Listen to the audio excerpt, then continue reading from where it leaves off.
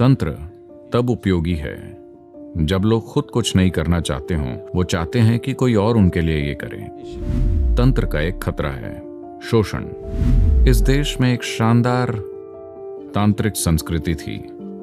पिछली 2 पीढ़ियों में हमने उसे खत्म कर दिया क्योंकि इसमें इतना शोषण होने लगा कि यह बहुत भद्दा बन गया।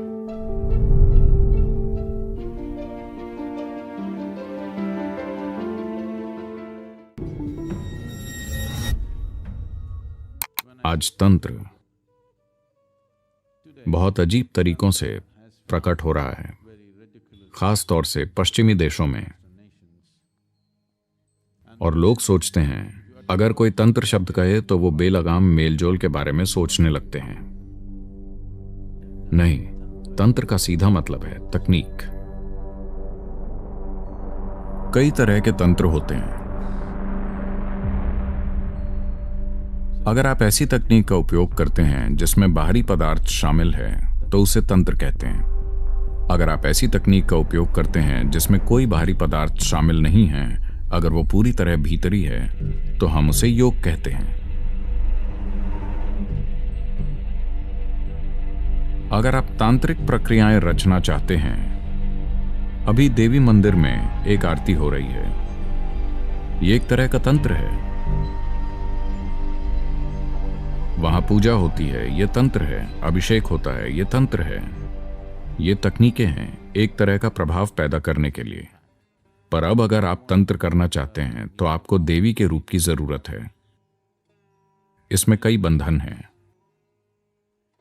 तंत्र तब उपयोगी है जब लोग खुद कुछ नहीं करना चाहते हों, वो चाहते हैं कि कोई और उनके लिए ये करे।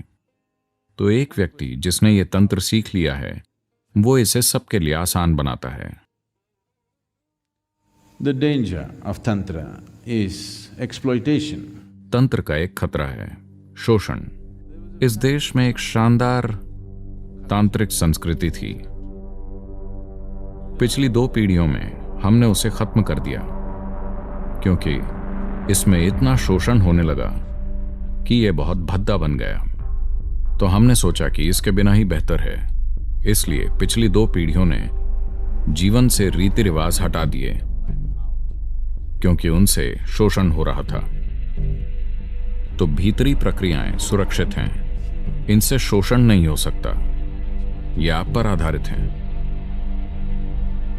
Somebody can inspire you. कोई आपको प्रेरित कर सकता है, कोई आपको किसी शक्तिशाली प्रक्रिया में दीक्षित कर सकता है, बस इतना ही है।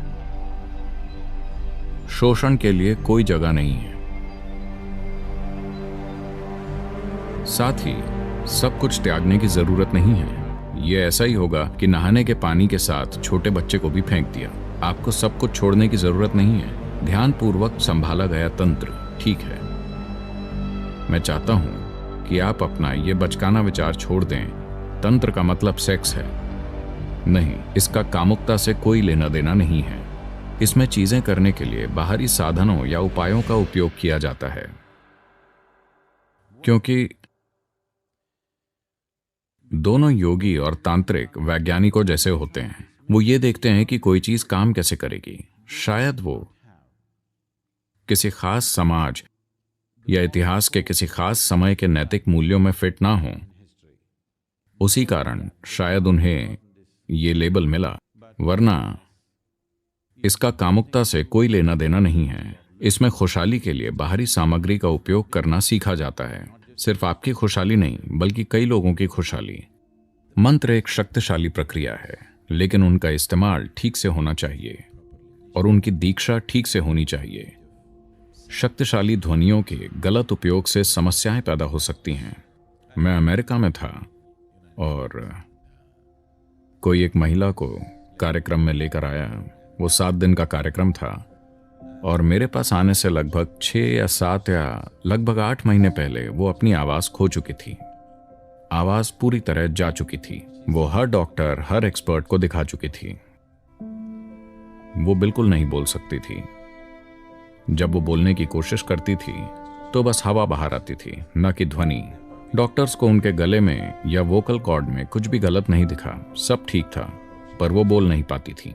तो जब कुछ नहीं मिला तो वो स्वाभाविक रूप से कहने लगे कि कोई पॉलिप हो सकता है, ये हो सकता है, वो हो सकता है, शायद किसी तरह की गठिया वगैरह हो, और कोई सर्जरी की सलाह देने लगा। कुछ नहीं मिला तो वो खोल कर देखना चाहते थे, इसलिए वो उन्हें मेरे पास लेकर आए। तो मैंने उनकी ओर देखा और उनसे पूछा, क्या आप कोई साधना करती हैं, कोई आध्यात्मिक प्रक्रिया, क्या आप कोई मंत्र जाप करती हैं? उसके बाद मैंने कहा, ठीक है, आप कार्यक्रम कीजिए, देखते हैं। 1, 2, 3 दिन बीत गए। वो बेचैन होने लगी क्योंकि उनकी आवाज वापस नहीं आई और मैंने उनकी वोकल कॉर्ड के बारे में एक भी शब्द नहीं कहा। तो चौथे दिन तक वो बहुत बेचैन थी। उसके बाद वो फिर आई और मैंने फिर उनसे पूछा, क्या आप कोई मंत्र करती हैं? जब मैंने उनकी ओर देखा तो मुझे लगा कि उन्होंने जरूर कुछ किया है। उन्हें देखकर मेरे लिए बहुत स्पष्ट हो गया कि उन्होंने कुछ किया है। उन्होंने कहा, नहीं। फिर मैंने पूछा, क्या आप किसी मंत्र के प्रभाव में आई थीं? क्या आप कहीं गई थी जहां शक्तिशाली मंत्र जाप हो रहा था और क्या आप उससे प्रभावित हुई थीं? उन्होंने कहा, नहीं। अंतिम दिन वो बहुत बेचैन थी। उसके बाद फिर मैं उनसे मिला और मैंने कहा, देखिए, आपने जरूर कुछ किया होगा या आप कुछ मंत्रों के प्रभाव में आई होंगी। मुझे बताइए, आपने पिछले साल क्या किया था? 1.5 साल पहले आप कहां कहां गई थीं? तब उन्होंने कहा, वो लिखती थी, वो बोल नहीं सकती। उन्होंने लिखा, मैंने गायत्री जाप किया था। ओह, मैंने कहा, आपने गायत्री कहाँ सीखा? उसने कहा, मैं भारत गई थी और मैं वहां से एक सीडी लाई थी। जब भी मैं काम पर जाती हूँ, अटलांटा का ट्रैफिक ऐसा है कि उन्हें ऑफिस पहुंचने में 2.5 घंटे लगते हैं और जब वो ट्रैफिक में फंसी होती हैं तो वो इस तरह गायत्री करती हैं। जब ट्रैफिक नहीं होता, जब वो ड्राइव करती हैं तो वो गायत्री को छोड़ देती हैं। जब उनके पास वक्त होता है तो वो बस साथ साथ दोहराती हैं। वो एक अमेरिकी हैं, आप जानते ही हैं वो किस तरह मंत्र दोहराएंगी। शायद खुद सीडी ही गलत हो, और सबसे बड़ी बात है कि वो अमेरिकी हैं। संस्कृत के शब्द वो आसानी से नहीं बोल पाएंगी। नहीं, मैं अमेरिका के बारे में टिप्पणी नहीं कर रहा। अगर आपने भारत की भाषाएं नहीं बोली हैं तो संस्कृत बोलना बहुत मुश्किल होगा। तो तब मैं जान गया कि उन्होंने गायत्री का गलत उपयोग किया है। मैंने कहा, देखिए, अगर 3 महीनों के लिए आप आकर हमारे साथ भारत में रहती हैं तो हम कोशिश करेंगे। कोई गारंटी नहीं है, हम एक प्रयास करेंगे और देखेंगे। वो यहाँ आई और हमने उन्हें एक पूरी प्रक्रिया दी। 3 महीनों में उनकी आवाज लगभग 70% लौट आई। तब भी 30% आवाज नहीं थी। 30% नहीं होने का मतलब है, मैंने सबसे पहले उन्हें कहा, देखिए, बोलने की कोशिश मत कीजिए। दिन में आप ज्यादा से ज्यादा 1 घंटा बोल सकती हैं, बाकी समय मत बोलना। धीरे धीरे वो ठीक हो गई। फिर भी अगर उनकी भावनाओं में उथल पुथल होती तो आवाज चली जाती। अगर उनमें थोड़ी भावनात्मक उत्तेजना आ जाती तो आवाज चली जाती। 1 साल में वो लगभग 90% ठीक हो गई। पर फिर उन्हें पता चला कि अगर वो गुस्सा हो जाती तो उनकी आवाज चली जाती। मैंने कहा, ये अच्छा है, इसे इसी तरह रहने देते हैं। जब आप गुस्सा होते हैं तो कम से कम आप अपनी आवाज खो देते हैं, कम से कम आप बुरी चीजें नहीं कहेंगे। तो लगभग 3-3.5 साल के बाद वो लगभग 100% ठीक हो गई। बस कभी कभी आवाज चली जाती थी, लेकिन वो 3-3.5 साल की साधना से लगभग 99% ठीक हो गई थी। तो मंत्रों का जाप खास सावधानी, सही निर्देशों और मार्गदर्शन के साथ करना चाहिए।